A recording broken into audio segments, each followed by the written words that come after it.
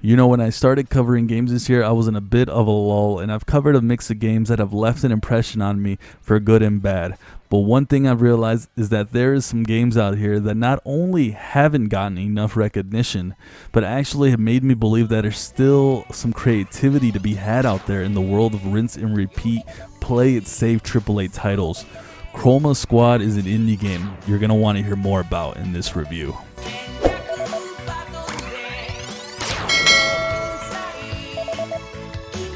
If you're familiar with the Power Rangers or the Super Sentai series, which admittedly I haven't watched any of it since I was a little kid, you'll feel right at home here. Chroma Squad features all the cheesiness and fun I remembered as a child growing up with the Power Rangers, and you'll see nothing but similarities here in the story and in the game. In the story, you're going to be put in the shoes of 5 stunt actors who are completely fed up with their director, and they want to go out and make a name for themselves by opening up their own studio. As you start to gain success filming your own episodes and seasons, things start to mysteriously change from the normal acting in the shows to possible real dangers happening.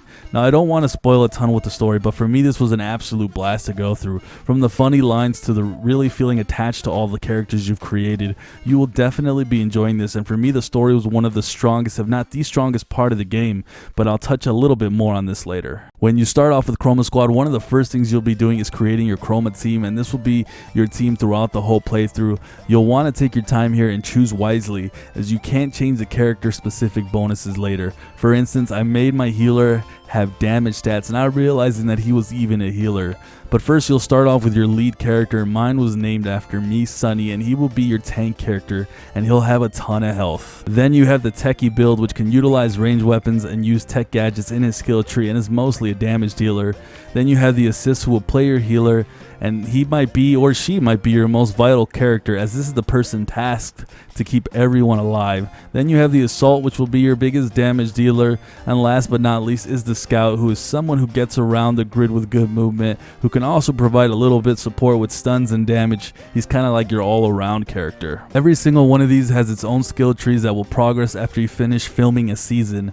You get a new ability to use after you complete one of these seasons, and the abilities themselves can be something new to use in battle, or you can just use it to gain a passive buff instead. Another thing to note here is you can also fully customize the names of each of your characters and what color chroma character they'll be. It's a neat touch on a way to really feel attached to your characters, and what I would say is a pretty whirlwind story. As for the gameplay in Chroma Squad, it is a tactical squad-based game utilizing a grid for movement.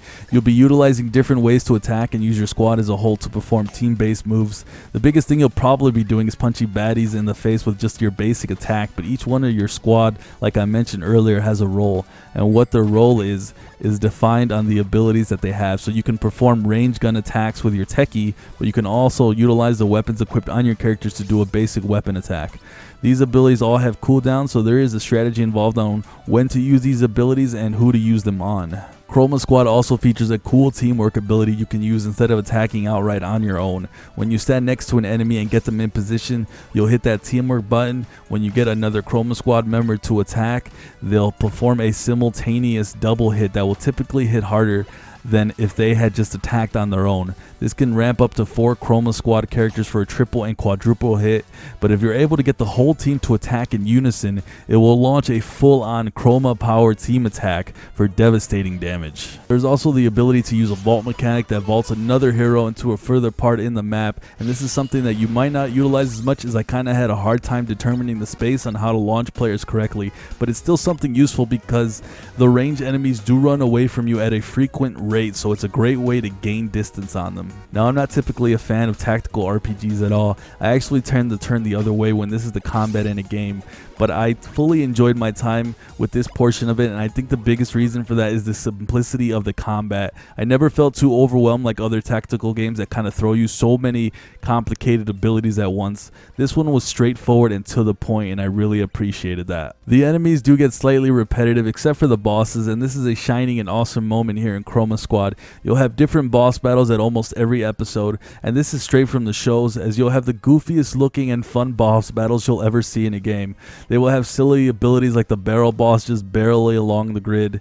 You'll have the fish boss who just sings lullabies. This was a strength in the game, and I loved how fresh this was on every episode. But on top of the tactical fights, you will have the giant mecha fights. If you watch the Sentai series or Power Rangers, you guys will know about these. It does take a bit into the game for it to unlock. I can't remember if it's season 2 or 3, but these were not that much fun. I was a bit indifferent to this part of the game. Essentially, it's just a glorified minigame. You'll be punching over and over, trying to time the cursor on the white and yellow portions of the bar. If you miss, it's the AI's turn, and you'll counter with another timed minigame where you try to defend. Depending on how you build your mecha, because you might not have a final move, but if you do, you can hit with abilities on your mecha aside from just a punching minigame. Which brings me to all the under the hood parts of this game, and there is a lot to cover here, and it's a big reason I enjoyed Chroma Squad. While I didn't care much for the mecha battles, you can fully customize them in the studio by crafting. Now, the crafting system I would have liked to have seen utilized a lot better, as crafting was all but useless until the final season when it finally provided the best gear in the game to buy for my heroes. But for the mecha, this will be the only way to outfit him. You can choose which parts on him to craft. You'll want to figure this out slightly because different parts have different abilities, and you can continually upgrade those parts with crafting. There is no levels in this game for your Chroma Squad, but it does use a loop progression system in which you buy weapons and armor from a shop to upgrade your various attack stats or defense. You'll be utilizing the shop for most of the game, as crafting for Chroma Squad wasn't really useful until the end of the game for me. But you'll be crafting slightly at the start if you don't have any cash to buy from the shop to fit your team. You can break down the gear you don't use anymore for parts, and I thought this was a nice touch to get back some crafting materials. But as for the meat and potatoes and uniqueness of Chroma Squad, you'll be filming episodes on your show. There is 5 seasons with a minimum of 5 episodes in each one, some of the latter seasons having just a little bit more, and as you're filming your show, you'll be upgrading your studio, dealing with a marketing firm, trying to build your fan base so that the fan base can turn profitable, and with those profits you can purchase bigger studio upgrades, purchase better gear to outfit your heroes. The battle finishes in Chroma Squad, you'll be graded on how well you did. The director will give you some bonus objectives to make the episode flashier. If you meet those goals, it builds up the audience for that episode. Now at the end of the episode, you'll convert that audience you've built based on your performance, and it will translate per person to cash or true fans who will be used for your marketing agencies. Audience is different from fans, as it's just the amount of people who have watched your episode versus true fans who will be used for agency purposes. When you do well and build up true fans, you will choose a marketing agency you want to use. Now, these agencies will provide you with bonuses to your team in the form of audience bonus or a fan bonus, cash, or actual battle bonuses in the game. So you'll really want to carefully pick this, as it can be that bridge if you're missing money, or maybe you have enough money for your gear and studio improvements, so you'll want to buff your characters in battle instead to make sure that the episodes go smoother. But maybe you want to build up your true fans, that way you can take advantage of more bonuses from other agencies who have the combat you want to use. So there's a ton happening here. I was pleasantly surprised by how well they implemented this mechanic in a game and how it tied to this RPG. As for your studio, this is essentially your Chroma Squad home base, and this will be providing you passive upgrades you can purchase that will affect your hero stats, like a health percentage or dodge percentage. If you upgrade the healthcare insurance, then every employee gets like a 10% health boost. Or if you upgrade the lamps for lighting, it will give you a bonus for counter and dodge stats. Upgrading the green screen or the mics will help with the audience bonus and help people wanting to tune in to your episodes. I thought this whole process here was another fun thing to work towards, and when you bought these upgrades, you could see them in your studio in the background, so I thought that was another nice touch. As for some of the gripes I had with this game, I guess we can start with towards the last seasons, I was having some bad performing issues with the Switch. I had some lag hiccups that ended up being a bit of the norm, and it didn't happen until towards the end, but it was persistent enough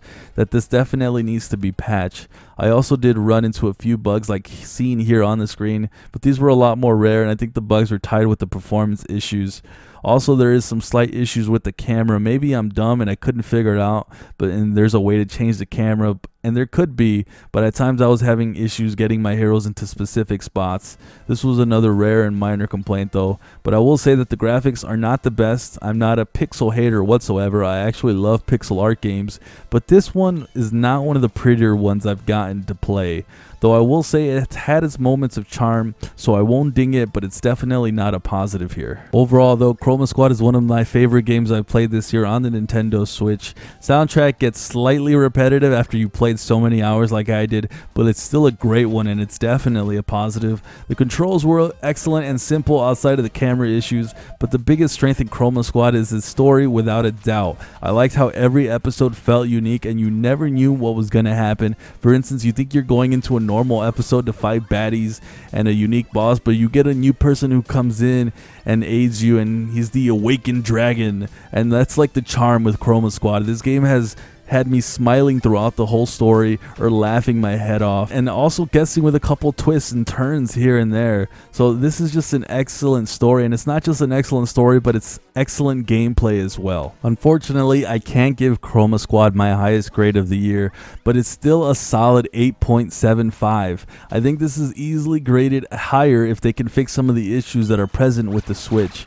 But you're getting, in my opinion, one of the best values even at full price here on the Switch. Took me around 20 hours to play through the whole story, but I did not play at the highest difficulty, so I didn't lose much until the last few seasons. There's also a secret ending present, and after you beat your first playthrough, you'll get to take your team again and go through the story with all your money and things present. You won't have to start over from scratch. I think this is called something like Plus Mode, and with that secret ending and all the Easter eggs, I will definitely be playing through this again. So I think you're getting great value in my opinion. But alright folks, thanks for watching this review, and if you've enjoyed this, please consider checking out my Patreon, as even a $1 donation is super helpful. Sub to the channel if you're brand new, hit that notification bell. Also, consider hitting the like button, as it really helps others find this review. But with all that said, I hope you all have a sunny day.